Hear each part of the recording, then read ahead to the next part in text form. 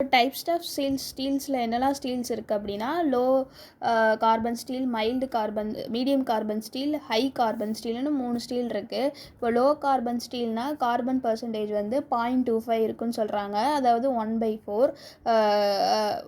Medium carbon ஸ்டீலில் வந்து 0.25லேருந்து 0.5 வரைக்கும் இருக்குன்னு சொல்கிறாங்க கார்பன். ஹை கார்பன் ஸ்டீலில் 0.5லேருந்து 2 வரைக்கும் இருக்குன்னு சொல்கிறாங்க. 2க்கு மேலே போச்சு அப்படின்னா அது கேஸ்ட் அயன் ஆயிரும்.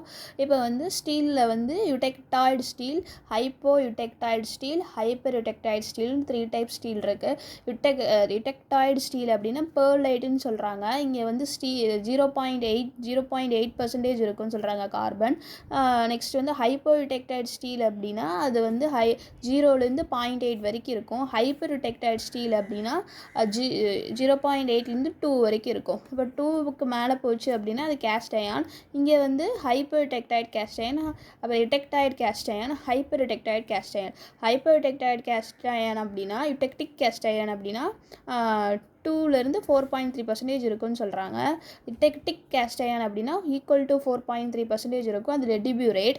ஹைப்பர் யுடெக்டிக் கேஸ்ட் அயன் அப்படின்னா 4.3லேருந்து 6.6% இருக்குன்னு சொல்கிறாங்க ஹைப்பர் யுடெக்டாய்டு கேஸ்ட் அயன். இப்போ types of reaction on phase diagram வந்து என்னெல்லாம் இருக்கும் அப்படின்னா, eutectic reaction, eutectoid reaction, peritectic reaction, peritectoid reaction, monotectic reaction, monotectoid reaction. இப்போ யுடெக்டிக் ரியாக்ஷன் அப்படி கூலிங் பண்ணும்போது நமக்கு வந்து லிக்யூடு வந்து நமக்கு 2 டைப்பாக கிடைக்கும், சாலிட் ப்ளஸ் சாலிட்.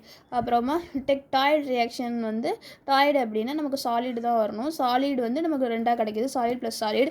பெரிடிக் ரியாக்ஷனுக்கு அதனால் இங்கே வந்து 2 வந்து நமக்கு ஒரு ப்ராடக்ட் வரும், லிக்யூட் ப்ளஸ் சாலிட் நமக்கு சாலிடு தான். பெரிடாய்டு ரியாக்ஷன் வந்து நமக்கு வந்து சாலிடு நமக்கு கிடைக்குது, சாலிட் ப்ளஸ் சாலிடு நமக்கு கிடைக்குது. மோனோடெக்டிக் ரியாக்ஷன் அப்படின்னா இங்கே வந்து நமக்கு 2ஆக கிடைக்கணும், இங்கே லிக்யூடு வந்து நமக்கு லிக்யூட் ப்ளஸ் சாலிடுன்னு கிடைக்குது. மோனோடெக்டிக்கில் மட்டும்தான் நமக்கு வந்து ப்ராடக்ட்டில் வந்து ஒரு லிக்யூட் இருக்குது. மோனோடெக்டாய்டு ரியாக்ஷனில் வந்து சாலிடு வந்து நமக்கு 2 சாலிடாக கிடைக்குது. இப்போ கேஸ்ட் அயன் பொறுத்த வரைக்கும் grey cast iron, white cast iron, CCI, ductile cast iron இருக்குது. கிரே கேஸ்ட் அயன் வந்து ஃப்ளேக்ஸ் இருக்கும், கிராஃபைட் வந்து ஃப்ரீயாக இருக்குன்னு சொல்கிறாங்க. ஒயிட் கேஸ்ட் அயன் வந்து combined form of iron carbide cementite. சிசிஐயில் வந்து லோ கிராஃபைட்னு சொல்கிறாங்க. டக்டைல் கேஸ்ட் அயானில் ஃபார்ம்ஸ் எத்தனை 3 ஃபார்ம்ஸ் இருக்குது, நோடுலார் கேஸ்ட் அயான், ஸ்பெரிடாய்டல் கேஸ்ட் அயான், அப்புறம் மேலியபிள் கேஸ்ட் அயான்.